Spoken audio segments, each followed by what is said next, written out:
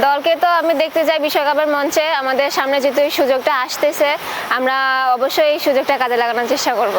আসলে আপনি এই দলের ক্যাপ্টেন, আপনারা যখন জানতে পারলেন যে আপনারা কোয়ালিফাই করে গেছেন, তখন আপনার আনন্দটা কেমন ছিল? আনন্দটা এটা বলে বোঝানোর মতো না, এত আনন্দ।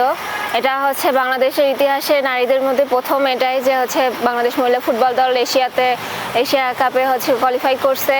তো এটাতে খুবই আনন্দের।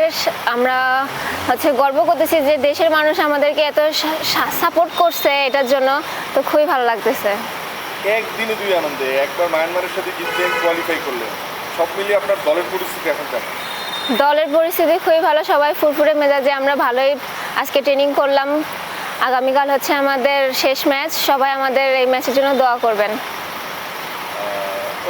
আর বাংলাদেশের ফ্যানদের জন্য কি বলবেন, যারা আসলে অধীর আগ্রহে অনেক উচ্ছ্বাস করেছেন, আনন্দ করেছেন আপনাদের এই জয় নিয়ে, তাদের জন্য কিছু বলবেন? সবাই যেভাবে আমাদেরকে সাপোর্ট করতেছেন ওভাবে সাপোর্ট করবেন, সামনে যেন আমরা আরও এগিয়ে যেতে পারি, সবাই দোয়া করবেন।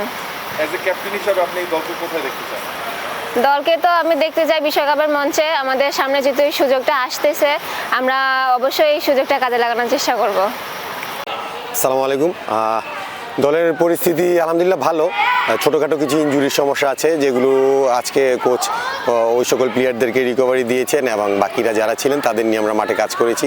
এবং আগামীকালকের ম্যাচের ব্যাপারে আমাদের মেয়েরা খুবই সিরিয়াস এবং ফোকাস, এবং আমরা যারা টেকনিক্যালি স্টাফ আছি আমরাও তাদেরকে প্রতিনিয়তই বলতেছি আমাদের টুর্নামেন্ট এখনও শেষ হয়নি, আর আমরা যেহেতু উদযাপনটা এখনও করিনি, ইনশাআল্লাহ আগামীকালকের ম্যাচে ভালো একটা ফলাফল বলতে আমি জয় দিয়েই টুর্নামেন্ট শেষ করে আমরা উদযাপনটা করতে চাই।